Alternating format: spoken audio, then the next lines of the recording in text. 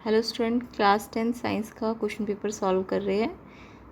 ये sample paper आपको अच्छी तरह से प्रैक्टिस कर लेना है, चाहे आपके इम्प्रूवमेंट एग्ज़ाम्स हो, कंपार्टमेंट सप्लीमेंट्री एग्ज़ाम्स हो, या फिर आप फाइनल टर्म की प्रिपरेशन कर रहे हो। तो बहुत इंपॉर्टेंट क्वेश्चन पेपर है, तो आपको अच्छी तरह से रिवाइज़ करना है। तो देखिए, इसके फर्स्ट क्वेश्चन पे आते हैं सेक्शन ए में। इसके अलावा क्वेश्चन पेपर के अलावा आपको प्लेलिस्ट में वीडियोस है, जो आपको डिस्क्रिप्शन में लिंक में मिल जाएगी। वो अच्छी तरह से प्रैक्टिस कर लेनी है, तो आपके मार्क्स अच्छे आ सकते हैं। तो आप अच्छी तरह से प्रैक्टिस कीजिए इसको। तो इसमें डिटेल के साथ मैं आपको बता रही हूँ इसके आंसर्स। तो क्वेश्चन नंबर 1 देखते हैं। तो देखिए, यहाँ पे 2 टेस्ट ट्यूब्स है एंड एक टेस्ट ट्यूब के अंदर सोल्यूशन ऑफ सोडियम सल्फेट है एंड दूसरी जो टेस्ट ट्यूब है इसमें आपका सोल्यूशन ऑफ बेरियम क्लोराइड है। तो आपने क्या किया, इसको इसमें मिक्स कर दिया। देखो मिक्स कर रहे हैं ना। तो पूछा है कि जब आप मिक्स करोगे तो आइडेंटिफाई करना है प्रोडक्ट जो रिप्रेजेंट करेगा solid state in the above reaction. तो पहले आप इस रिएक्शन को करके देखेंगे कि सोडियम सल्फेट में जब आप बेरियम क्लोराइड को मिक्स करते हैं तो क्या क्या बनता है।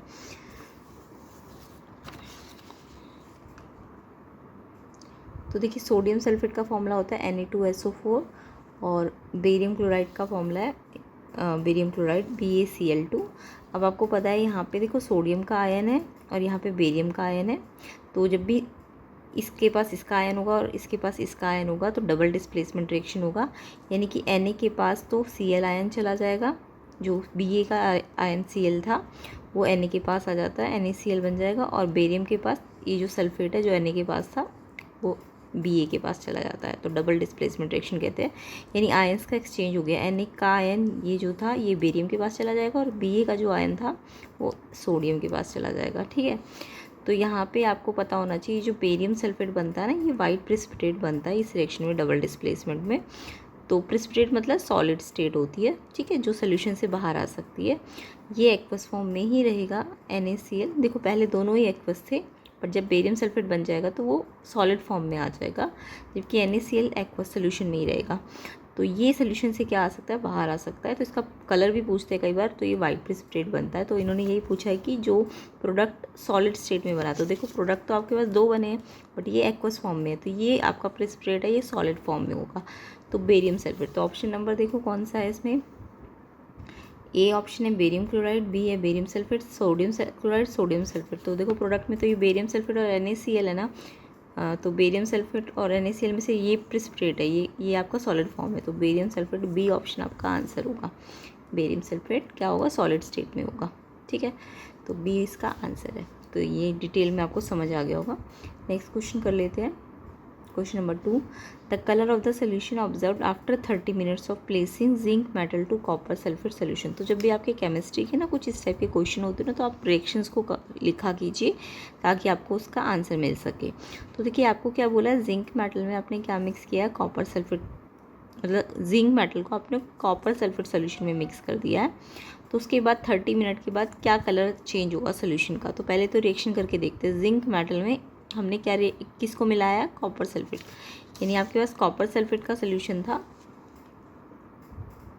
कॉपर सल्फेट का क्या है, सोल्यूशन है, यानी ये एक्वस फॉर्म में है। सोल्यूशन किस फॉर्म में होता है, एक्वस फॉर्म में होता है। और जिंक क्या है, मेटल है, तो ये सॉलिड फॉर्म में होगी। तो देखो, जब कॉपर सल्फेट सोल्यूशन में आपने जिंक को मिलाया तो जिंक क्योंकि ज़्यादा रिएक्टिव है ना कॉपर से, आपने रिएक्टिविटी सीरीज याद कर लेना। तो जिंक जो होती है वो कॉपर से ज़्यादा रिएक्टिव होती है, इसलिए जिंक क्या करेगी, कॉपर का जो ये आयन है ना सल्फेट वाला, ये अपने पास ले लेगी, कॉपर को डिस्प्लेस कर देगी, यानी अलग कर देगी। क्योंकि ये ज़्यादा रिएक्टिव है तो ये रिएक्टिव मेटल कम रिएक्टिव मेटल में से आयन अलग कर देती है। तो जिंक के पास सल्फेट आ जाएगा, ठीक है, ZnSO4, और ये जो कॉपर है ये सेपरेट हो जाएगा, डिस्प्लेस हो जाएगा। रीज़न वही है कि जिंक ज़्यादा रिएक्टिव होती है। तो जिंक एक्चुअल में सिल्वर वाइट कलर की होती है, बट जैसे ही वो जिंक सल्फेट सोल्यूशन बनाती है ये सोल्यूशन बन जाएगा, एक्वस फॉर्म में आ जाएगा, एंड ये कॉपर आपका सॉलिड स्टेट में आ जाएगा, सोल्यूशन से बाहर आ जाएगा कॉपर। ठीक है, और जिंक सल्फेट पहले सॉलिड स्टेट में था, अब ये एक्वस फॉर्म में आ जाएगा। तो कलरलेस होता है ये, सिल्वर वाइट से कैसा चेंज हो जाएगा, कलरलेस हो जाएगा। तो इन्होंने यही पूछा है कि जो कलर है सोल्यूशन का आफ्टर 30 मिनट के बाद, यानी कि रिएक्शन होने के बाद। रिएक्शन होने के बाद देखो, रिएक्शन से पहले ये सिल्वर वाइट था और ये ब्लू कलर का था। तो रिएक्शन के बाद जिंक सल्फेट जो बनेगा वो कलरलेस होता है। तो सिल्वर वाइट से जिंक किस में चला गया, कलरलेस में। तो कलरलेस कौन सा ऑप्शन है, बी ऑप्शन आपका है तो इसका आंसर बी ऑप्शन होगा, कलरलेस। नेक्स्ट क्वेश्चन देखते हैं।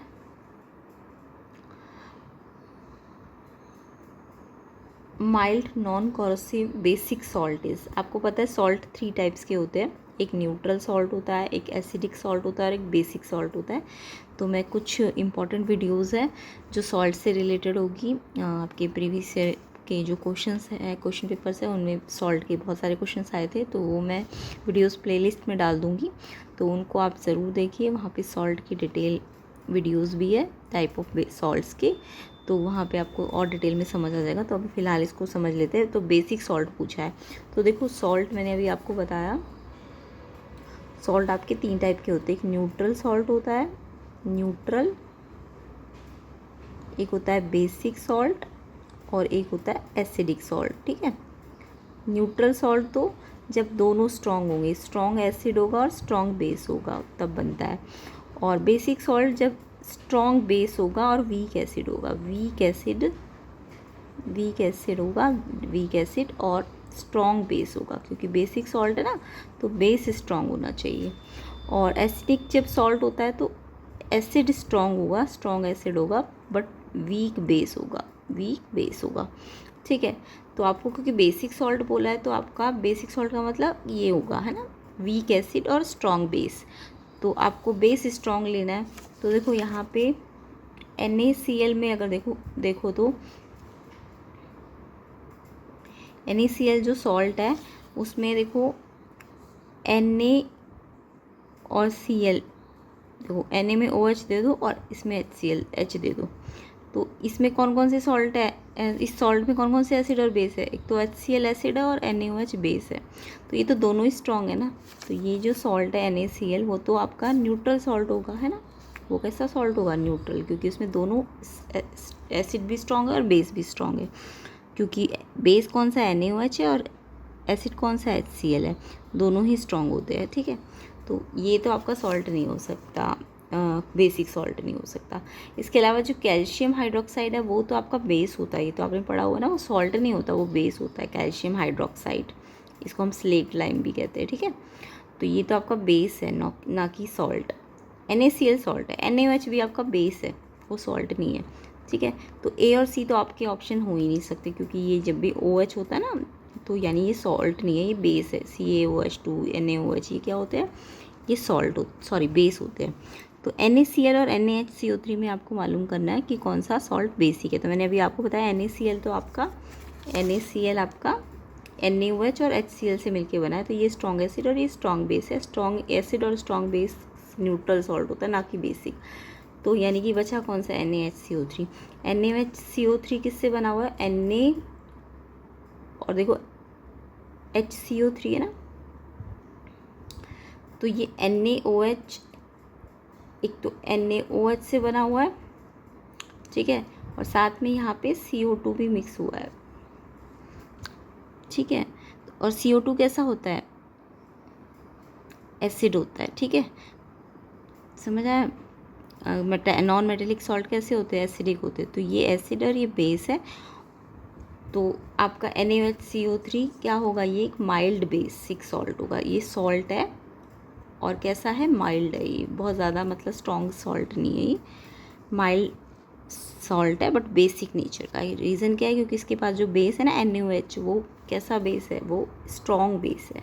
ठीक है, और बट जो एसिड है ना इसके पास HCO3 H2SCO3 होता है, इसका कंप्लीट रिएक्शन है वो हम बाद में कर लेंगे। बट इसमें इसके अंदर बेस तो NaOH है, बट जो एसिड H2CO3 है, इसको हम कार्बोनिक एसिड बोलते हैं, ये एक वीक एसिड होता है। ये क्या होता है, एक वीक एसिड होता है। तो ये वाला बेस इस स्ट्रॉन्ग बेस से और वीक एसिड से बना, इसलिए ये जो सॉल्ट है ये बेसिक सॉल्ट है, क्योंकि इसमें बेस कैसा है, स्ट्रॉन्ग है।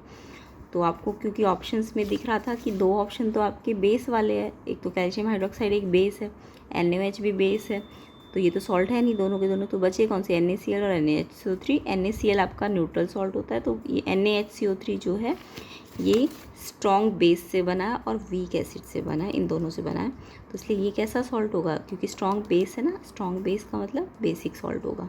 ठीक है, तो इसका आंसर क्या है, बेसिक सॉल्ट का माइल्ड बेसिक सॉल्ट जो करोसिव ना हो, मतलब जो हार्मफुल ना हो, तो NaHCO3 है, सोडियम बाइकार्बोनेट। डी ऑप्शन इसका करेक्ट है। क्वेश्चन नंबर 4 देख लेते हैं। On adding dilute sulphuric acid to a test tube containing metal X, a colourless gas produced when a burning matchstick is brought near it. तो ये question तो आपने बार बार समझ भी रखा होगा, जब भी बर्निंग मैचस्टिक लाते हैं और उसमें से क्या होता है, बर्निंग साउंड आता है, पॉप साउंड आता है ना, तो वो हाइड्रोजन गैस होती है। तो पता ही चल गया होगा आपको कि बर्निंग साउंड आ रहा है एक मैचस्टिक लाते जब भी, तो कौन सी गैस होती है, हाइड्रोजन गैस होती है। और वो हाइड्रोजन गैस आपको पता है कलरलेस होती है। हाइड्रोजन गैस कैसी होती है, कलरलेस होती है। तो ये रिएक्शन पहले समझ लेते हैं। डाइल्यूट सल्फ्यूरिक एसिड में आपने क्या किया, एक मेटल एक्स को डाला है। तो मान लो मेटल एक्स थी और उसमें उसको हमने किस में डाला, सल्फ्यूरिक एसिड के सोल्यूशन में डाला, H2SO4 में।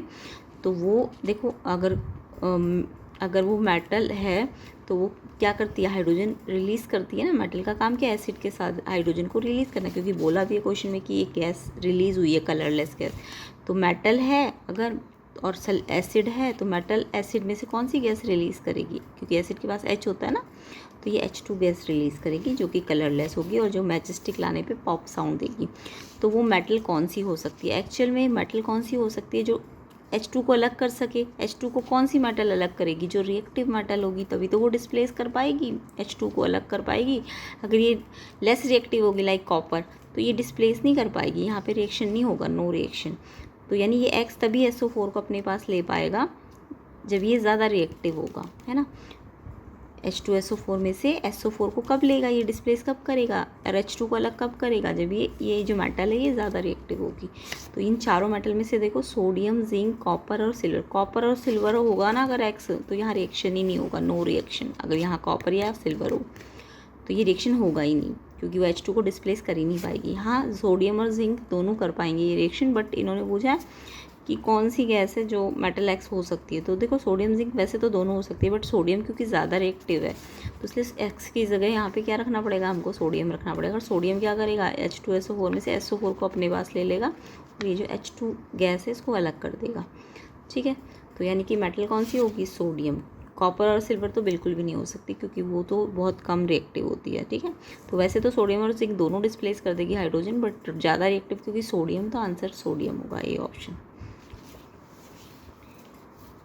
नेक्स्ट क्वेश्चन देख लेते हैं, क्वेश्चन नंबर 5।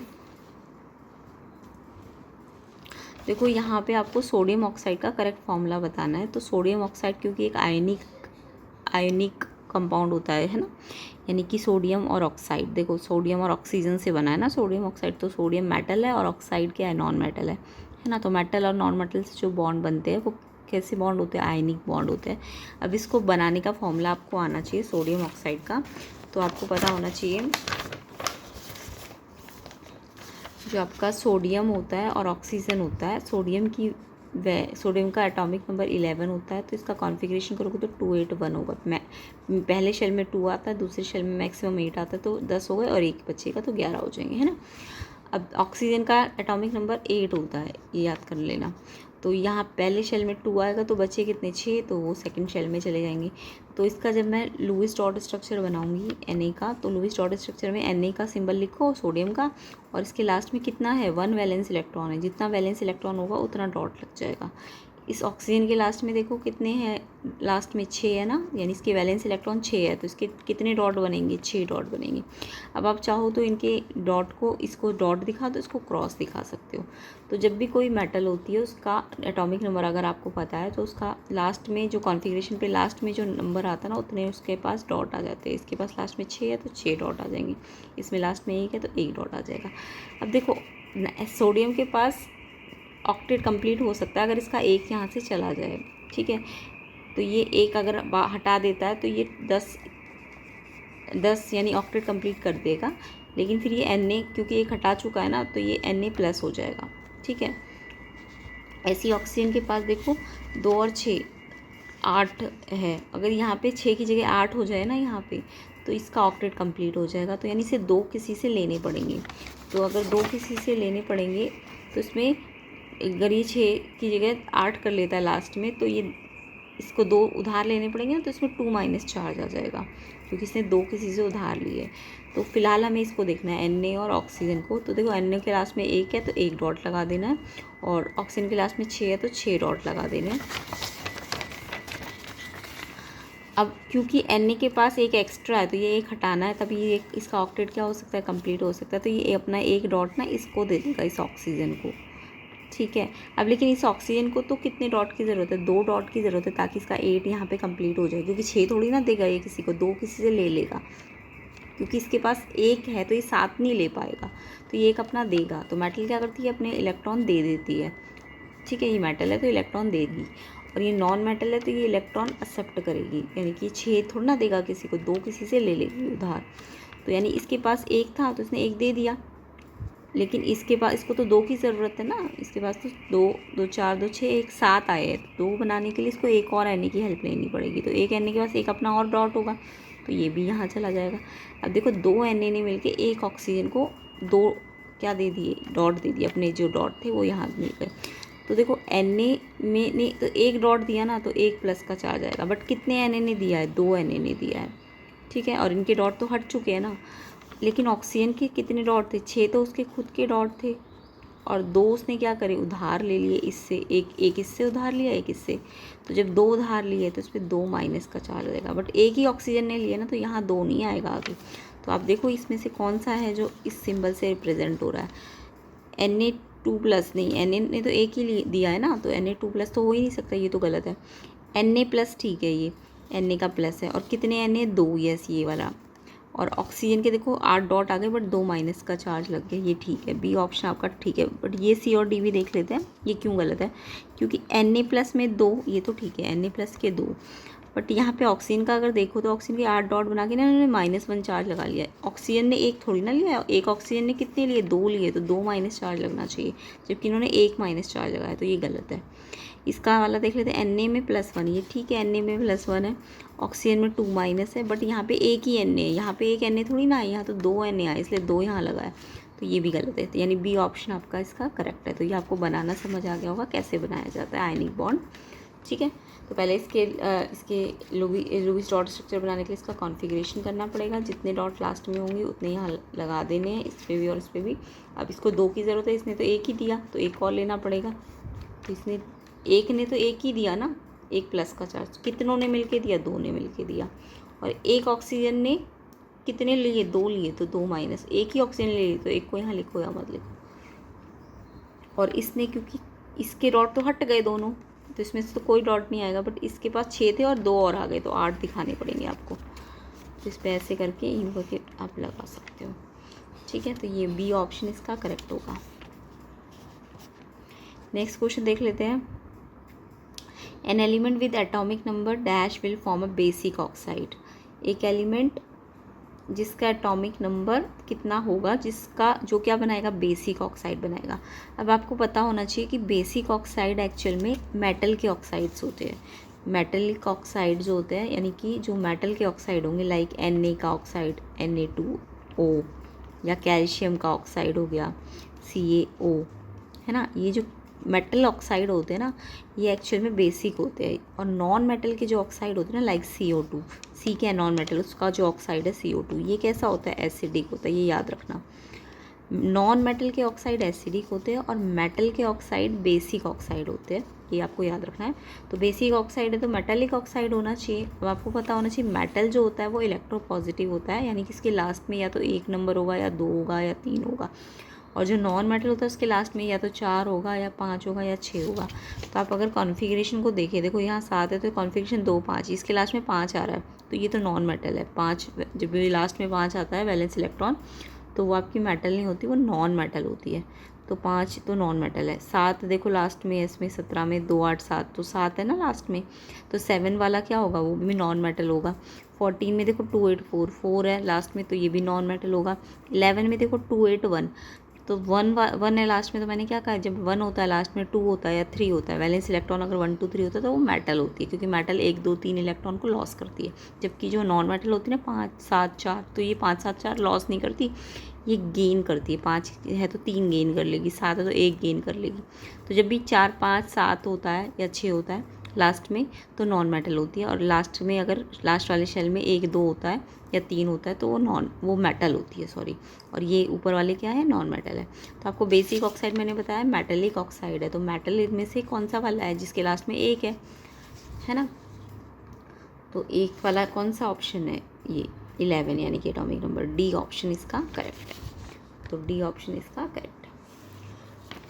नेक्स्ट क्वेश्चन देख लेते हैं। एन एलिमेंट एम, एक एलिमेंट एम है जिसके पास 50% इलेक्ट्रॉन है जो कि थर्ड शेल में है, मतलब 50% इलेक्ट्रॉन फिल्ड है थर्ड शेल में as in the second shell, मतलब जितने भी सेकंड में थे उसके 50% थर्ड में है। तो देखो यानी कि शेल कितनी है, 3 शेल है, तो आप पहले 3 शेल बना लो। तो 3 शेल बनाने का मतलब क्या है, K shell, L shell, M shell, है ना। अब आपको क्योंकि बोला है तीसरी शेल तक चले गए हो ना आप, तो यानी पहली शेल और दूसरी शेल तो कंप्लीट होनी चाहिए, तभी तो तीसरी शेल में पहुंचोगे। तो पहली शेल में मैक्सिमम कितने होते हैं, 2 होते हैं। दूसरी शेल में मैक्सिमम कितने होते हैं, 8 होते हैं। अब तीसरी शेल में कंडीशन क्या दी है, जितनी दूसरी शेल में थे ना उसके 50% है। तो अगर दूसरी शेल में 8 है तो इसमें कितने हो जाएंगे, 50% कर दो 8 का, आधा 4, है ना। तो अगर ये आपका मेटल जो है एलिमेंट एम, वो अगर थर्ड शेल तक गया है, अगर वो थर्ड शेल तक गया है तो इसका मतलब उसकी फर्स्ट और सेकंड शेल तो कंप्लीट होनी चाहिए ना, तभी तो वो थर्ड शेल में उसके एटम इलेक्ट्रॉन जाएंगे। तो यानी कि फर्स्ट और सेकंड शेल को आप पहले कंप्लीट करो। इसमें 2 होता है मैक्सिमम, इसमें 8 होता है, और जितना इसमें है ना उसका 50% इस थर्ड शेल में है। तो ये 8 है तो इसका 50% 4 होता है। तो इसका टोटल कितना आ गया, 2 8 10 4 14, है ना। तो यानी कि एटॉमिक नंबर कितना होगा उस एम जो एम आपका एलिमेंट है उसका एटॉमिक नंबर कितना होगा, 14 होगा। तो इन्होंने एटॉमिक नंबर ही पूछा है एम का, तो 14, सी ऑप्शन इसका करेक्ट है। 14 आंसर, सी ऑप्शन। अब नेक्स्ट क्वेश्चन नंबर 8 देख लेते हैं। Generally food is broken and absorb with in the body of organism. तो ज़्यादातर क्या होता है कि फूड जो होता है ब्रोकन होता है और एब्जॉर्ब करता है बॉडी के अंदर ही, ठीक है। लेकिन एक ऑर्गेनिज्म है जिसमें ये जो फूड ब्रोकन और एब्जॉर्ब होता है आउटसाइड द बॉडी। तो कौन सा ऑर्गेनिज्म है जिसमें फूड उसका ब्रोकन या एब्जॉर्ब आउटसाइड द बॉडी होता है। तो अमीबा तो इनसाइड ही करती है ना, पैरामीशियम भी इनसाइड करता है, लाइस भी। मशरूम जो होता है वो अब क्या करता है, फूड को ब्रोकन और एब्जॉर्ब आउटसाइड द बॉडी करता है। तो इसका आंसर क्या होगा, बी ऑप्शन मशरूम, ठीक है, जो कि बॉडी के बाहर ही क्या करता है, फूड को ब्रोक और एब्जॉर्ब करता है। तो बी ऑप्शन इसका करेक्ट है, मशरूम। 9th क्वेश्चन देख लेते हैं। Receptors are usually located in sense organ, gustatory receptors are present in. तो जो रिसेप्टर्स होते हैं आपके वो एक्चुअल में सेंस ऑर्गन में लोकेटेड होते हैं। तो इसमें से पूछा गस्टेटरी रिसेप्टर कहाँ प्रेजेंट होता है, टंग में, नोज़ में, आई में, ईयर में। तो ये जो गस्टेटरी रिसेप्टर होता है ये टंग में प्रेजेंट होता है। तो आंसर क्या होगा इसका, टंग, ए ऑप्शन टंग होगा, ठीक है। नेक्स्ट क्वेश्चन देख लेते हैं, question number 10। A farmer wants to grow banana plant genetically similar enough to the plant already available in his field. मतलब कि एक फार्मर है जो बनाना उगाना चाहता है जो कि बिल्कुल सिमिलर होंगे जो प्लांट उसने उसके फील्ड में पहले से ही है, मतलब बिल्कुल सिमिलर प्लांट उगाना चाहता है वो। तो इसमें से कौन सा मेथड है जिससे वो सिमिलर प्लांट उगा सकता है। तो देखो सिमिलर प्लांट में सेक्सुअल वाला तो बिल्कुल वेरिएशन दिखाता है, वो तो वेरिएशन करता है ना, और जो भी ऑफब्रिंग्स होते हैं उनमें वेरिएशन लाता है सेक्सुअल वाला, और बडिंग से भी चेंज हो जाता है। रीजनरेशन से भी जो प्लांट होते हैं वो वेरी कर जाते हैं। बट वेजिटेटिव प्रोपगेशन एक ऐसा तरीका है जिससे बिल्कुल सिमिलर प्लांट मिलते हैं। तो वेजिटेटिव प्रोपगेशन से वो बिल्कुल सिमिलर प्लांट को उगा सकता है। तो इसका आंसर क्या है क्वेश्चन नंबर 10 का, सी ऑप्शन वेजिटेटिव प्रोपगेशन, ठीक है। आगे के 11 से लेके 20 तक के क्वेश्चंस हम नेक्स्ट पार्ट में कर लेंगे। वीडियो थोड़ी लंबी हो गई है तो आप इस वीडियो को अच्छी तरह से प्रैक्टिस कर लीजिए एंड प्लेलिस्ट की वीडियोस ज़रूर देख लीजिए। 2-3 क्वेश्चन पेपर्स है उसमें, तो आप चाहे कंपार्टमेंट एग्ज़ाम की तैयारी कर रहे हो या फिर अपने इम्प्रूवमेंट एग्ज़ाम की तैयारी कर रहे हो, तो ये जो प्लेलिस्ट मैं आपको डिस्क्रिप्शन में डाल के दूँगी उसको आप अच्छी तरह से करिए, प्रैक्टिस कीजिए, कॉपी पेन लेके प्रैक्टिस करना है तो आप बहुत अच्छा स्कोर कर लेंगे। मैथ्स की वीडियोस भी आपको मिल जाएंगे प्रैक्टिस करने के लिए, तो प्लेलिस्ट में जाके आप चेक कर लेना या डिस्क्रिप्शन में आपको लिंक भी मिल जाएगा। तो अच्छी तरह से प्रैक्टिस कीजिए। हेलो स्टूडेंट, क्लास 10 साइंस का क्वेश्चन पेपर सॉल्व कर रहे हैं। तो ये क्वेश्चन पेपर आपके एग्ज़ाम पॉइंट ऑफ व्यू से बहुत इंपॉर्टेंट है, तो आपको ये अच्छी तरह से करना है। तो इसका सेक्शन ही हमने कंप्लीट कर लिया था, वो आपको डिस्क्रिप्शन में लिंक में मिल जाएगा उसका सोल्यूशन, और प्लेलिस्ट की वीडियोस भी आपको डिस्क्रिप्शन में लिंक में मिल जाएगी। तो प्लेलिस्ट के क्वेश्चन पेपर्स को आपको अच्छी तरह से सॉल्व करना है ताकि आपके मार्क्स अच्छे आ सके। तो चलिए स्टार्ट करते हैं इसका आगे के क्वेश्चन। तो क्वेश्चन नंबर 1 to 10 आपको प्रीवियस वीडियोस में मिल जाएंगे डिस्क्रिप्शन में लिंक में। क्वेश्चन नंबर 11 से स्टार्ट करते हैं। Height of a plant is regulated by, कोई भी प्लांट है उसकी हाइट को कौन रेगुलेट करता है?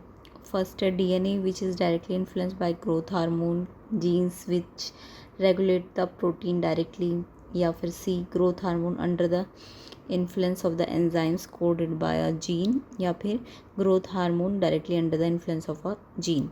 तो देखो हाइट जो होती है प्लांट की वो ग्रोथ हार्मोन ही करते हैं regulate, but under the influence of enzymes जो कि जीन के द्वारा कोडेड होते हैं। ठीक है, तो सी ऑप्शन इसका करेक्ट है क्वेश्चन नंबर 11 का। ठीक है, तो क्वेश्चन नंबर 11 का आंसर क्या होगा? C option. उसके बाद नेक्स्ट क्वेश्चन है question number 12। A sportsman after a long break of his routine exercise suffered muscular cramps during a heavy exercise session, ये हैपेंड है क्यों? रीज़न बताना है इसका। तो आपको पता है ना, जब भी कोई स्पोर्ट्स पर्सन जो होता है वो रूटीन एक्सरसाइज करता है लंबे टाइम तक, तो उसको मस्कुलर क्रैम्प्स आ जाते हैं तो हैवी एक्सरसाइज के दौरान। तो ये इसका रीज़न क्या है? तो ये आपने पढ़ा होगा एनारोबिक रेस्पिरेशन बायो में। तो यहाँ पे आपको ध्यान रखना है, दो टाइप के रेस्पिरेशंस होते हैं, एक होते हैं एरोबिक और एक होता है anaerobic. Aerobic respiration in presence of oxygen, जब ऑक्सीजन की प्रेजेंस में रेस्पिरेशन होता है तो एरोबिक होता है, यानी कि जस्ट हम रेस्पिरेशन की बात करेंगे तो एरोबिक होगा। यानी इसमें ग्लूकोज जो होगा C6H12O6 ऑक्सीजन के साथ, यानी एयर की प्रेजेंस में होता है ना, ऑक्सीजन की प्रेजेंस में, तो ऑक्सीजन चाहिए इसमें। तो यहाँ पे ऑक्सीजन ग्लूकोज के साथ बर्न होके क्या रिलीज़ करती है? कार्बन डाइऑक्साइड, वाटर और साथ में एनर्जी बहुत ज़्यादा, है ना, 38 ATP। तो ये आपका रेस्पिरेशन या एरोबिक रेस्पिरेशन है जो कि ऑक्सीजन की प्रेजेंस में होता है। बट जब हमारी बॉडी जो है, ह्यूमन बॉडी एक्सरसाइज करती है हैवी एक्सरसाइज, तो वहाँ पे जो मसल्स में रेस्पिरेशन हो रहा होता है वो एनारोबिक रेस्पिरेशन होता है। एनारोबिक रेस्पिरेशन क्या होता है? रेस्पिरेशन जो एब्सेंस ऑफ ऑक्सीजन में होता है, या फिर लैक ऑफ ऑक्सीजन कह सकते हो, या तो ऑक्सीजन है ही नहीं या कम है ऑक्सीजन बहुत ज़्यादा। ठीक है, तो यहाँ पे ग्लूकोज है तो यहाँ पे ऑक्सीजन नहीं दिखानी है आपको, एनारोबिक है क्योंकि ये। तो ग्लूकोज विदाउट ऑक्सीजन जब किस में ब्रेक हो जाएगा? लैक्टिक एसिड में। जब भी एनारोबिक रेस्पिरेशन होगा जो कि जिसमें ऑक्सीजन कम होती है, तो ग्लूकोज आपका लैक्टिक एसिड में, और साथ में एनर्जी इसमें बहुत कम बनेगी 2 ATP। ठीक है, तो ये आपका एनारोबिक रेस्पिरेशन है जो कि किसका एग्जाम्पल है? ह्यूमंस में जब वो क्या करते हैं, हैवी एक्सरसाइज करते हैं, तो उस टाइम पे जो मसल्स है वो कैसा रेस्पिरेशन कर रही होती है? Anaerobic respiration. तो यहाँ पे भी मैंने बताया ना आपको, ऑक्सीजन की कमी में होता है, तो लैक ऑफ ऑक्सीजन यहाँ पे 2 ऑप्शंस में, सी और डी में। यहाँ तो बी ऑप्शन में तो प्रेजेंस बोल दिया ना ऑक्सीजन, तो ये तो है ही नहीं एनारोबिक रेस्पिरेशन, क्योंकि ये एनारोबिक रेस्पिरेशन का एग्जांपल है ना, हैवी एक्सरसाइज में जो मसल्स क्रैम्प आते हैं, एनारोबिक रेस्पिरेशन। तो यहाँ पे presence of oxygen, B option तो बिल्कुल गलत है। A lack of carbon dioxide, ये भी गलत है। ठीक है, तो सी और डी में से आपको देखना लैक ऑफ ऑक्सीजन यहाँ भी और डी में भी है लैक ऑफ ऑक्सीजन।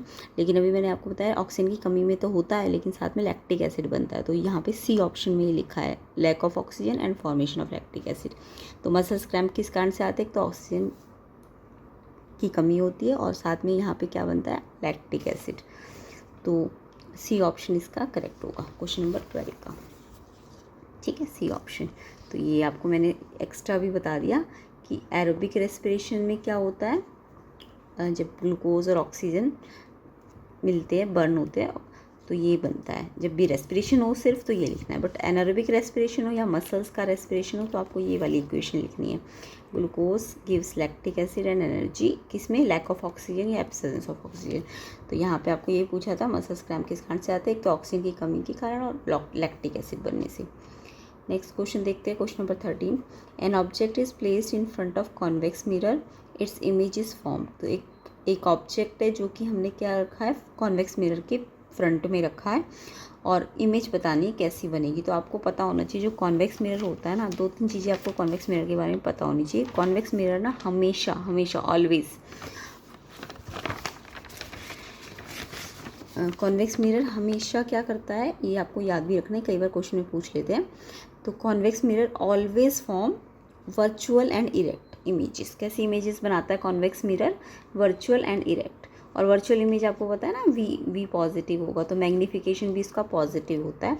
और हमेशा ना ये डिमिनिश्ड इमेजेस बनाता है, या तो फोकस पे बनाएगा, या तो फोकस पे बनाता है, या फिर पोल और फोकस के बीच में, ये याद रखना, ठीक है, या तो फोकस पे या पोल और फोकस के बीच में। तो कॉन्वेक्स मिरर के बारे में ये बातें आपको याद रखनी है। हमेशा एक तो वर्चुअल इरेक्ट इमेजेस बनाएगा, ठीक है, उसके अलावा डिमिनिश्ड इमेज बनाएगा, या तो फोकस पे बनेगी या पोल और फोकस के बीच में बनेगी। अगर वर्चुअल है तो पॉजिटिव मैग्नीफिकेशन होगा, और मैग्नीफिकेशन क्योंकि डिमिनिश्ड इमेज है ना, तो मैग्नीफिकेशन इसका हमेशा लेस देन 1 होगा। तो जब भी आपको दिखे ना कि पॉजिटिव मैग्नीफिकेशन और लेस देन 1 मैग्नीफिकेशन है, लेस देन का मतलब समझ गए होंगे, हाइट ऑफ इमेज कम होगा हाइट ऑफ ऑब्जेक्ट, या साइज ऑफ इमेज कम होगा साइज ऑफ ऑब्जेक्ट से। तो ये 3 चीज़ें आपको याद रखनी कॉन्वेक्स मिरर के बारे में। एक तो ऑलवेज ये क्या बनाता है, वर्चुअल इरेक्ट इमेज। और वर्चुअल इरेक्ट इमेज हमेशा मिरर में कहाँ बनती है, बिहाइंड बनती है, ये भी याद रखो।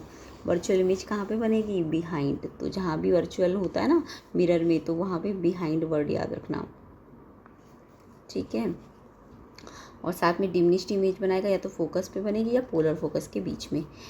पॉजिटिव इमेज, पॉजिटिव मैग्नीफिकेशन होगा और हमेशा लेस देन 1 होगा। तो जब भी आपका मैग्नीफिकेशन पॉजिटिव हो और लेस देन 1 हो, तो इसका मतलब वो कॉन्वेक्स मिरर होता है। या ऑलवेज वर्चुअल इमेज हो तो भी कॉन्वेक्स मिरर होगा। कॉन्वेक्स मिरर का फोकस आपको याद रखना है पॉजिटिव होता है।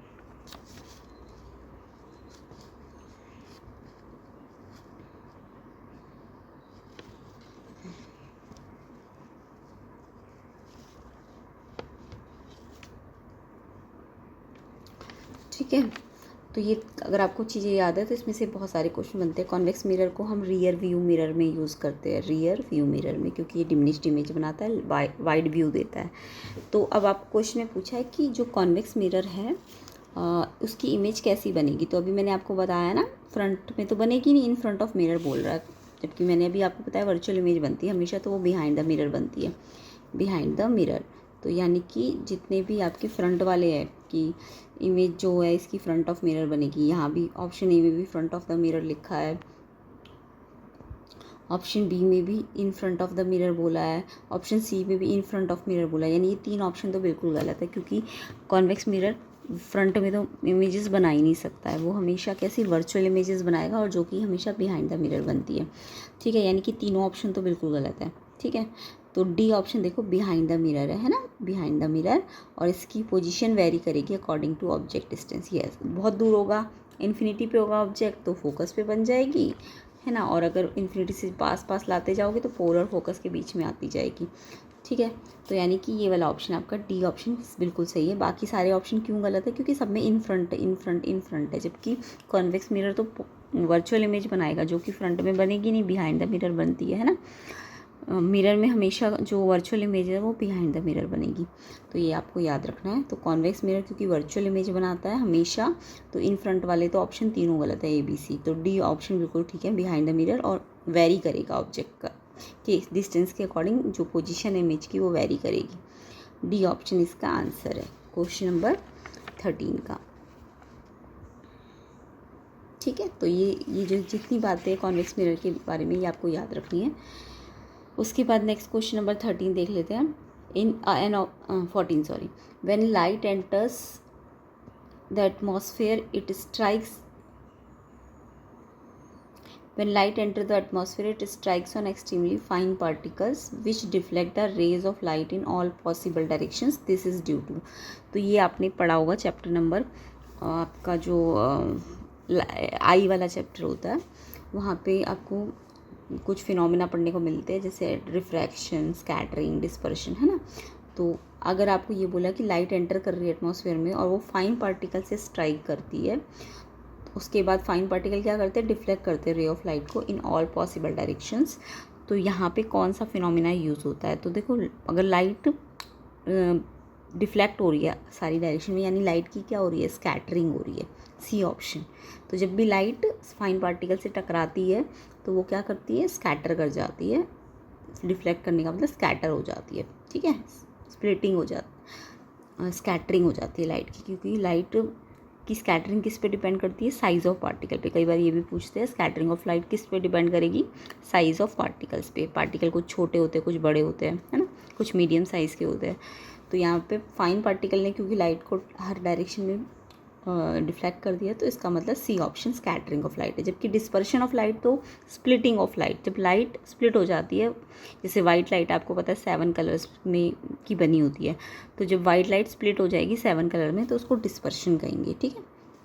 और रिफ्रैक्शन तो आपको पता ही है, लाइट क्या होती है, ट्रैवल करती है one medium to another, and in different medium light की स्पीड क्या होती है, डिफरेंट होती है, तो जिसके कारण लाइट बैंड हो जाती है डिफरेंट मीडियम से आते हुए। तो रिफ्रैक्शन क्या है, बेंडिंग ऑफ लाइट। और रिफ्लेक्शन तो सबको ही पता है, बाउंसिंग बैक ऑफ लाइट। तो यहाँ पे जो फिनोमिना यूज़ कर रहा है कि एटमॉस्फेयर फाइन लाइट जो है एटमॉस्फेयर में आने पे फाइन पार्टिकल से टकराती है और अलग अलग डायरेक्शन में डिफ्लेक्ट हो जाती है, तो इसको हम स्कैटरिंग कहते हैं। तो सी ऑप्शन इसका सही है, स्कैटरिंग की एक्चुअल में डेफिनेशन है, ठीक है। तो सी ऑप्शन क्वेश्चन नंबर 14 का आंसर होगा। तो ये सारे क्वेश्चंस आपको अच्छी तरह से कर लेने हैं। तो और प्लेलिस्ट की वीडियोस मैं आपको कह रही हूँ, जितने भी क्वेश्चन पेपर प्लेलिस्ट में डिस्क्रिप्शन में आपको मिल जाएंगी प्लेलिस्ट, नहीं तो आप चैनल के पेज पे जाके प्लेलिस्ट सेक्शन पे जाइए। साइंस की क्लास 10th की, मैथ्स की क्लास 10th की, सीबीएसई बोर्ड की जितनी भी प्रिपरेशन है आपकी, वो आपको आसानी से मिल जाएगी। तो वहाँ जाके आप चेक कर लेना। एंड क्वेश्चन पेपर्स के solution, previous year question paper, sample paper, इन सब के सोल्यूशन आपको यहाँ मिल जाएंगे। तो आपको अच्छी तरह से सॉल्व करना है उन्हें, ठीक है। सिर्फ देखना नहीं है वीडियो को देखने के साथ साथ आपको पेन कॉपी लेके उसको समझ के खुद याद करके लिखना है, ठीक है। तो क्वेश्चन नंबर 15 देख लेते हैं। In 1987 an agreement was formulated by the United Nations environment programme, UNEP इसकी फुल फॉर्म है, यूनाइटेड नेशन एनवायरनमेंट प्रोग्राम की, to freeze the production of X to prevent depletion of Y. तो X and Y आपको पूछा है, क्या refer, यहाँ पे किसको रेफ़र किया गया है। तो आपने ये बुक में पढ़ा होगा, ये एनवायरनमेंट वाले चैप्टर में, कि 1987 में यूनाइटेड नेशन एनवायरनमेंट प्रोग्राम जो था उसने किसका प्रोडक्शन फ्रीज़ कर दिया था, और किसके डिप्लेशन को रोकने के लिए। तो ये डिप्लेशन ऑफ ओजोन पढ़ रखा है ना आपने, ओजोन लेयर जो है हमारी अर्थ में, वो क्या हो रही है, धीरे धीरे डिप्लेट हो रही है। और उसका कारण क्या है, CFC, क्लोरोफ्लोरोकार्बन्स। तो ओजोन लेयर का डिप्लेशन का कई बार रीज़न पूछते हैं, ओजोन लेयर क्यों ख़त्म होती जा रही है, तो वो उसका रीज़न क्या है, क्लोरोफ्लोरोकार्बन, CFC, है ना। उसके बाद आपको ओजोन लेयर के डिप्लेशन का एक तो रीज़न पूछते हैं, तो यही है कि प्रोडक्शन ऑफ CFC जो किस में पाया जाता है, इन रेफ्रिजरेटर्स, ACs, है ना, इन सब में क्या पाया जाता है, CFC। तो इसके एक तो कॉजेज़ पूछते हैं ओजोन लेयर के डिप्लेशन के, ओजोन लेयर क्यों ख़त्म होती जा रही है, तो यही है कि CFC प्रोडक्शन के कारण, जो कि किस में पाया जाता है, AC रेफ्रिजरेटर में। और इसका इफ़ेक्ट पूछ लेते हैं, ओजोन लेयर के डिप्लेशन से क्या कॉन्सिक्वेंस होगा, क्या इफ़ेक्ट पड़ेगा। तो एक तो स्किन कैंसर हो सकता है ना, तो स्किन कैंसर इसका मेन इफ़ेक्ट है, तो आपको याद रखना है, ठीक है। अब आपको यहाँ पे पूछा किसका प्रोडक्शन फ्रीज कर दिया गया था, तो अभी मैंने बताया ना, ओजोन लेयर डिप्लेट हो रही है, डिप्लेशन ऑफ वाई में तो ओजोन लेयर आ जाएगा, वाई। एक्स किसका प्रोडक्शन बंद किया गया, किसके कारण ओजोन लेयर डिप्लेशन हो रहा था, CFC के कारण। तो एक्स क्या है, CFC। तो किसका प्रोडक्शन बंद किया गया, CFC का। और किसके डिप्लेशन को रोकने के लिए, ओजोन लेयर की। तो यहाँ पे देखो, पहले एक्स है तो CFC आना चाहिए, और वाई बाद में है, तो यहाँ पे ओजोन लेयर आना चाहिए। तो देखो, पहले CFC और फिर ओजोन लेयर। तो यहाँ पे A ऑप्शन में तो पहले ओजोन है फिर CFC है, तो ये तो गलत है। पहले एक्स पूछा है फिर वाई पूछा है, तो एक्स तो किसकी प्रोडक्शन को बंद किया गया, ओजोन थोड़ी ना आएगा यहाँ पे, तो ये तो गलत है A ऑप्शन। B ऑप्शन में CFC तो ठीक है एक्स, बट वाई गलत है, UV रेज नहीं। C ऑप्शन आपका सही है, एक्स CFC है, प्रोडक्शन किसका रोका गया, CFC क्लोरोफ्लोरोकार्बन्स का। और किसके डिप्लेशन को रोकने के लिए, वाई क्या है, ओजोन। तो CFC पहले आएगा, ओजोन बाद में आएगा, क्योंकि एक्स पहले और वाई बाद में, है ना। तो C ऑप्शन आपका इसका सही है। तो X यहाँ पे किसको रिप्रेजेंट किया गया है, X मतलब प्रोडक्शन बोला था ना, तो किसका प्रोडक्शन, CFC का। और Y मतलब किसकी रिप्लेशन को रोकने के लिए, ओजोन लेयर की। तो X CFC और Y ओजोन है, तो जो C ऑप्शन आपका इसका करेक्ट है। नेक्स्ट क्वेश्चन नंबर 16 देख लेते हैं। Which of the following features relates to biodegradable substance. Biodegradable substance तो सबको पता होंगे क्या होते हैं, ऐसे सब्सटेंस जो क्या करते हैं, कॉम्प्लेक्स सब्सटेंसेस को ब्रोक कर देते हैं इनटू सिंपलर। तो biodegradable substances are substances which broke complex substances into simple substances, ठीक है। तो कॉम्प्लेक्स सब्सटेंस को सिंपल में चेंज कर देते हैं, उन्हें बायोडिग्रेडेबल कहते हैं। जैसे लीव्स हो गई है ना, पेपर हो गया, ये सब क्या है, बायोडिग्रेडेबल सब्सटेंस। जबकि पॉलीथीन जो होती है वो नॉन बायोडिग्रेडेबल सब्सटेंस होता है, प्लास्टिक नॉन बायोडिग्रेडेबल होता है। तो जो बायोडिग्रेडेबल होते हैं क्योंकि वो ब्रोकन डाउन हो जाते हैं सिंपलर वन में, तो वो हार्मफुल नहीं होते। वैसे हार्मफुल हो सकते हैं, हल्का फुल्का हार्म हो सकता है उनका, कि उनमें से फॉल स्मेल आती है ना, जिससे बाद में अगर मतलब फॉल स्मेल आएगी तो इन्वायरमेंट में पॉल्यूशन हो सकता है थोड़ा बहुत, बट वो ज़्यादा हार्मफुल नहीं होते बायोडिग्रेडेबल।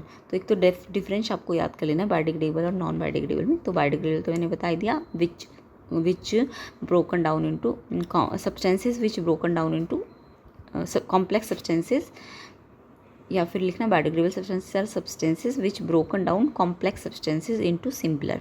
और नॉन बायोडिग्रेडेबल उल्टा हो जाएगा उसका, कि जो ब्रोकन डाउन नहीं कर पाते कॉम्प्लेक्स को सिंपलर में। इसके अलावा बायोडिग्रेडेबल लेस हार्मफुल है, और जबकि जो नॉन बायोडिग्रेडेबल है वो हार्मफुल ज़्यादा होते हैं ना। एग्जाम्पल मैंने बता दिया, बायोडिग्रेडेबल में लीव्स हो गया, पेपर हो गया, फ्रूट पील्स हो गए, है ना। और नॉन बायोडिग्रेडेबल पॉलीथीन हो गया, प्लास्टिक्स हो गए। तो ये आपको डिफरेंस याद करना है। इसके अलावा आपको क्वेश्चन जो है, which of the following feature relate to biodegradable substance. तो बायोडिग्रेडेबल सब्सटेंसेस के बारे में कौन सी फीचर है जो बताती है कि वो बायोडिग्रेडेबल है। तो अभी मैंने आपको बताया है कि वो ब्रोकन डाउन हो जाते हैं bye biological process. Yes, biodegradable substance क्या होते हैं, जो ब्रोकन डाउन हो जाए। जैसे लीव्स है या पेपर है, वो आपका ना इजीली क्या हो जाता है, ब्रोकन डाउन हो जाता है। बट प्लास्टिक जो होती है वो डिकम्पोज नहीं हो पाती ना। तो जो डिकम्पोज हो सकते हैं वो बायोडिग्रेडेबल है, और जो डिकम्पोज नहीं हो सकते वो नॉन बायोडिग्रेडेबल है। तो क्योंकि बायोलॉजिकल प्रोसेस के थ्रू ये डिकम्पोज हो रहे हैं, ब्रोक डाउन हो रहे हैं, यस ये बायोडिग्रेडेबल है। तो ए ऑप्शन आपका करेक्ट है। तो क्वेश्चन नंबर 16 का ए ऑप्शन आएगा, ठीक है, broken down by biological process. अब क्वेश्चन नंबर 17 to 20 आपके एजर्शन रीज़न बेस्ड क्वेश्चन होते हैं। तो ये तो आपको सबको पता है, पहले आपको एजर्शन और रीज़न की स्टेटमेंट्स को पढ़ना होता है अच्छे तरीके से। तो एजर्शन पढ़िए तो देखो ट्रू है कि फॉल्स है, ऐसी रीज़न पढ़ो ट्रू है कि फॉल्स है। अगर दोनों ट्रू होंगे तो आंसर ए या बी में से किसी एक में मिल जाएगा, और अगर दोनों में से एक फॉल्स होता है तो सी और डी में आंसर मिलता है, ठीक है। तो आपको पहले 17 क्वेश्चन को पढ़ लेना है। एजर्शन वाली स्टेटमेंट क्या है, rusting of iron is endothermic in nature. तो आयरन की रस्टिंग क्या एंडोथर्मिक होती है। तो रस्टिंग ऑफ आयरन की आप रिएक्शन याद कर लेना। रस्टिंग ऑफ आयरन में क्या होता है, आयरन Fe किसके कांटेक्ट में आती है, H2O प्लस O2, है ना, दोनों के कांटेक्ट में आती है, एयर और वाटर। तो आयरन मतलब Fe plus H2O plus O2 gives Fe2O3 या Fe3O4, ठीक है, और साथ में XH2O। तो ये रस्ट होता है, Fe3O4 XH2O, ये क्या है, रस्ट है। तो रस्टिंग ऑफ आयरन जो होता है ना, एंडोथर्मिक नहीं होता, वो एक्सोथर्मिक होता है, ठीक है। हाँ, ये बात अलग है कि वो एक्सोथर्मिक है, बट वो दिखाई नहीं देता कि वो एक्सोथर्मिक है। रीज़न इसका ये है कि वो रिएक्शन ना बहुत धीरे धीरे होता है। तो yes, rusting of iron endothermic तो नहीं है, ये एजर्शन तो आपका फॉल्स बोल रहा है, क्योंकि ये अभी मैंने आपको बताया ना, रस्टिंग ऑफ आयरन एक्सो होता है। एक्सो मतलब उसमें हीट रिलीज़ होती है। तो एजर्शन तो बिल्कुल फॉल्स है, क्योंकि वो एंडो नहीं है, वो एक्सोथर्मिक है। बट रीज़न एक्चुअल में ये सही कह रहा है कि वो रिएक्शन बहुत स्लो है, इसलिए हीट का जो रिलीज़ है ना वो दिखाई नहीं देता, वो बेयरली एविडेंट होता है, ठीक है। तो रीज़न बिल्कुल ठीक है कि रिएक्शन स्लो है, जिसके कारण हीट का रिलीज़ हो रहा है, बट वो एविडेंट नहीं हो रहा, ठीक है। तो रीज़न वाली जो स्टेटमेंट है वो तो बिल्कुल ठीक है, बिल्कुल ठीक है। बल्कि अगर यहाँ पे एक्सो बोल देते ना क्वेश्चन में, एजर्शन में, कि रस्टिंग एक्सोथर्मिक है, तो रीज़न उसका बल्कि एक्सप्लेनेशन भी ठीक होता कि वो एक्सो है, हीट रिलीज़ हो रही है, बट बहुत धीरे धीरे हो रही है, ठीक है। तो यहाँ पे तो एक्सो बोला ही नहीं, एंडो बोला, तो एजर्शन तो बिल्कुल बोला था। रीज़न बट सही है कि वो रिलीज़ हीट कर रहा है, बट बहुत धीरे धीरे हो रहा है।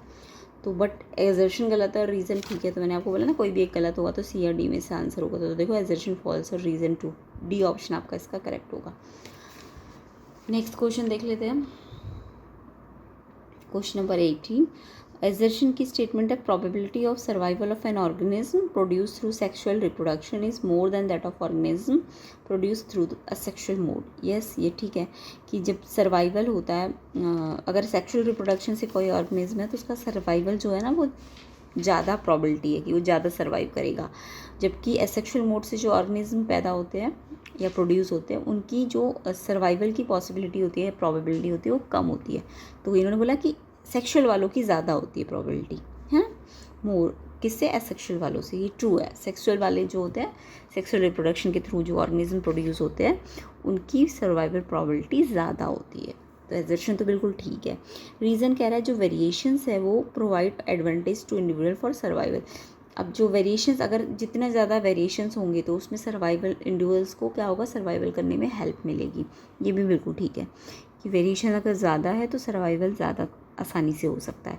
तो आपको पता होना चाहिए सेक्सुअल रिप्रोडक्शन में जो ऑर्गेनिज्म होता है ना वो अपने पेरेंट्स से बिल्कुल वेरी करता है, मतलब बिल्कुल सेम टू सेम नहीं होता, थोड़ा बहुत वेरी होता है ना।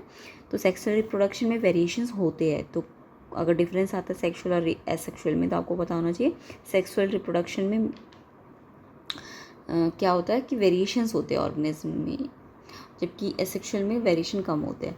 तो क्योंकि वेरिएशन ज़्यादा है सेक्सुअल रिप्रोडक्शन में, इसलिए सर्वाइवल के चांसेस भी सेक्सुअल में ज़्यादा होते हैं। तो एक्चुअल में एजर्शन भी बिल्कुल ठीक है कि सर्वाइवल के ज़्यादा चांसेस किस में होते हैं, सेक्सुअल में।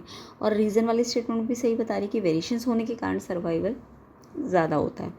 तो यानी कि एक्चुअल में ये दोनों स्टेटमेंट ट्रू है, और एक्चुअल में रीज़न एक्सप्लेन भी तो कर रहा है ना कि सेक्सुअल में क्यों ज़्यादा है सर्वाइवल की पॉसिबिलिटी, क्योंकि उसमें वेरिएशंस होते हैं। तो यानी कि आपका एजर्शन की स्टेटमेंट भी ठीक है, रीज़न की स्टेटमेंट भी ठीक है, और रीज़न एक्चुअल में एक्सप्लेन भी कर रहा है कि ये सेक्सुअल में क्यों प्रोबेबिलिटी ज़्यादा है, क्योंकि उसमें वेरिएशंस है। तो रीज़न ठीक होने के साथ साथ इसको एक्सप्लेन भी कर रहा है एजर्शन को। इसलिए जब एक्सप्लेनेशन भी दोनों ठीक हो, ट्रू हो और एक्सप्लेनेशन भी ठीक हो, तो आंसर आपको ए ऑप्शन में मिल जाएगा। एजर्शन रीज़न दोनों ट्रू है और रीज़न एक्चुअल में एक्सप्लेन भी कर रहा है एजर्शन को। तो यानी 18 का आंसर क्या होगा, ए ऑप्शन। क्वेश्चन नंबर 19 देख लेते हैं। एजर्शन है अ compass needle is placed near a current carrying wire. जब आप कंपस नीडल को एक करंट कैरिंग वायर के पास लाते हो तो आपको पता है ना उसमें डिफ्लेक्शन हो जाता है, यानी वो अगर सीधी है ना कंपस नीडल तो वो डिफ्लेक्ट हो जाएगी वायर में करंट आने के कारण। करंट से क्या होता है, मैग्नेटिक फील्ड आता है, तो सबको पता है ना, करंट प्रोड्यूस मैग्नेटिक फील्ड। तो जब आप करंट कैरिंग वायर के पास लाओगे तो उसमें मैग्नेटिक फील्ड आ जाएगा करंट कैरिंग वायर में, तो जिसके कारण जो मैग्नेटिक नीडल होती है ना वो जो मैग्नेटिक नीडल होती है कंपास में वो डिफ्लेक्ट हो जाती है, यानी अपनी पोजीशन से चेंज हो जाती है, या तो ये राइट डिफ्लेक्ट होगी या लेफ्ट डिफ्लेक्ट होगी। तो बिल्कुल ठीक है, ये बात तो ठीक है कि जब कंपास नीडल प्लेस करते हो आप करंट कैरिंग वायर में तो डिफ्लेक्शन होता है। बट इन्होंने कहा है कि कंपास नीडल का डिफ्लेक्शन कम हो जाएगा अगर आप करंट ज़्यादा बढ़ा दोगे। ये तो गलत लिखा है, अगर करंट ज़्यादा होगा तो मैग्नेटिक फील्ड भी ज़्यादा होगा, और मैग्नेटिक फील्ड ज़्यादा होगा तो वो ज़्यादा डिफ्लेक्ट करेगी। तो इन्होंने तो गलत लिख दिया ना, इन्होंने बोला करंट इंक्रीज़ किया और तो डिफ्लेक्शन कम हो गया, तो एजर्शन तो बिल्कुल गलत लिखा हुआ इन्होंने। रीज़न पढ़ लेते हैं। The strength of magnetic field at a point near the conductor increases on increasing the current. ये आपने पढ़ा होगा कि मैग्नेटिक फील्ड की स्ट्रेंथ को कैसे बढ़ाया जा सकता है। जब आप क्या करोगे, कंडक्टर को कंडक्टर के में करंट को क्या कर दोगे, इंक्रीज़ कर दोगे। ये पढ़ रखा है ना, या तो नंबर ऑफ टर्न्स बढ़ाएंगे तो मैग्नेटिक फील्ड की स्ट्रेंथ बढ़ जाती है, या पोल्स के पास रखेंगे तो स्ट्रेंथ बढ़ जाती है ना। तो ये आपने पढ़ा होगा मैग्नेटिक फील्ड स्ट्रेंथ को कैसे बढ़ाया जा सकता है। एक तो रेडियस को रेडियस मतलब डिस्टेंस को पास लाके, या फिर नंबर ऑफ टर्न्स बढ़ा दो, या फिर करंट बढ़ा दो, है ना। तो इन्होंने ठीक लिखा है कि स्ट्रेंथ आप कैसे बढ़ा सकते हो, जब आप करंट बढ़ा दोगे तो मैग्नेटिक फील्ड की स्ट्रेंथ क्या हो जाती है, बढ़ जाती है। तो रीज़न तो बिल्कुल ठीक है बट असर्शन गलत है। तो क्वेश्चन नंबर 19 में आपका एजर्शन गलत है बट रीज़न ठीक है। तो एजर्शन गलत है, रीज़न ठीक है, तो यानी ऑप्शन नंबर डी आपका ठीक है। एजर्शन फॉल्स है, रीज़न ट्रू है। तो क्वेश्चन नंबर 19 का आंसर क्या होगा, डी ऑप्शन। क्वेश्चन 20 और देखते हैं। एजर्शन की स्टेटमेंट है biodegradable substance result in formation of compost and natural replenishment. तो अभी मैंने आपको बायोडिग्रेडेबल के बारे में बताया था कि वो डिकम्पोज कर देते हैं, वो आसानी से क्या हो जाते हैं, बायोडिग्रेडेबल सब्सटेंस डिकम्पोज हो जाते हैं। तो इसका मतलब वो कंपोस्ट और नेचुरल रिप्लेनिशमेंट का काम कर रहे हैं ना, वो डिकम्पोज हो रहे हैं, तो वो क्या कर रहे हैं, सॉइल को क्या कर रहे हैं, रिप्लेनिश कर रहे हैं, है ना। तो कंपोस्ट भी बनाते हैं वो एक तरह से। तो डिकम्पोज हो रहे हैं तो कंपोस्ट भी बन रही है और नेचुरल रिप्लेनिशमेंट हो रहा है, यानी सॉइल अपने आप दोबारा से उपजाऊ हो जा रही है ना। तो एजर्शन तो बिल्कुल ठीक है। रीज़न क्या है? It is due to break down of complex inorganic substance into simple organic substance. इसमें रीज़न है कि क्योंकि ये क्यों रिप्लेनिशमेंट हो रहा है, क्योंकि ये ब्रेक डाउन कर रहे हैं कॉम्प्लेक्स सब्सटेंसेस को सिंपल ऑर्गेनिक सब्सटेंस में। अगर यहाँ पे इन्होंने ना कॉम्प्लेक्स सब्सटेंसेस को सिंपल सब्सटेंसेस में लिखा होता तो ये ठीक होता, क्योंकि बायोडिग्रेडेबल सब्सटेंस तो यही करते हैं ना, ब्रेक डाउन करते हैं कॉम्प्लेक्स को सिंपलर में। लेकिन यहाँ पे ना इन्होंने एक वर्ड डाल दिया इनऑर्गेनिक। इनऑर्गेनिक सब्सटेंस को थोड़ी ना ये ब्रेक करते हैं, तो ऑर्गेनिक को ब्रेक करते हैं। तो यहाँ पे इसलिए ये फॉल्स हो गया है, ठीक है, रीज़न फॉल्स हो गया है। तो क्वेश्चन नंबर 20 में आपका एजर्शन तो बिल्कुल ठीक था कि रिप्लेनिश करते हैं सॉइल को, कंपोस्ट बना देते हैं क्योंकि डिकम्पोज हो जाते हैं, बट रीज़न फॉल्स है क्योंकि यहाँ पे इन्होंने कॉम्प्लेक्स इनऑर्गेनिक वर्ड लिखा है और यहाँ पे इनऑर्गेनिक नहीं होना चाहिए था। तो रीज़न आपका फॉल्स है। तो जब एक एजर्शन ठीक और रीज़न फॉल्स हो तो आंसर किस में मिलेगा? देखो एजर्शन फॉल्स है, सॉरी एजर्शन ट्रू और रीज़न फॉल्स है, तो डी सी ऑप्शन आपका बिल्कुल ठीक है इसमें। तो क्वेश्चन नंबर 20 का आंसर क्या हो जाएगा? सी ऑप्शन, ठीक। तो इस तरीके से हमारे 1 से 20 तक क्वेश्चन होते हैं। तो आपको इन्हें अच्छी तरह से प्रैक्टिस करना है। 1 to 10 आपको इसके प्रीवियस वीडियो में मिल जाएंगे, तो आपको डिस्क्रिप्शन में लिंक भी मिल जाएगा। एंड प्लेलिस्ट की वीडियोस फिर कह रही हूँ दोबारा कर लीजिए, चाहे आप कंपार्टमेंट की प्रैक्टिस कर रहे हो या फिर आप इम्प्रूवमेंट एग्ज़ाम दे रहे हो, सप्लीमेंट्री एग्ज़ाम जो कि अब कंपार्टमेंट का नया नाम हो गया, या फिर फाइनल टर्म CBSE बोर्ड की प्रिपरेशन कर रहे हो, तो इस सैम्पल पेपर आपके लिए बहुत यूज़फुल है। तो अच्छी तरह से इसे प्रैक्टिस करना है। इस क्वेश्चन पेपर के अलावा मैंने आपको एक्स्ट्रा कुछ और भी चीज़ें बताई है इसमें, तो एक्स्ट्रा क्वेश्चंस भी हो गए इसी क्वेश्चन पेपर में, तो आपको अच्छी तरह से कर लेना है, ठीक है। आगे के क्वेश्चंस हम नेक्स्ट क्लास में करेंगे, नेक्स्ट वीडियो में। तो इन क्वेश्चंस के साथ साथ जो भी इनसे रिलेटेड कुछ और इम्पॉर्टेंट कॉन्सेप्ट्स होंगे इनसे रिलेटेड, वो मैं इसी क्वेश्चन पेपर में आपसे डिस्कस कर लूँगी।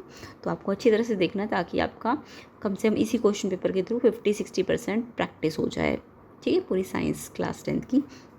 तो आपको अच्छी तरह से कर लेना है और वीडियो को शेयर ज़रूर कीजिए। एंड चैनल को अगर अभी तक आपने सब्सक्राइब नहीं किया है तो सब्सक्राइब कर लीजिए एंड वीडियो को शेयर कीजिए, लाइक भी कर दीजिए ताकि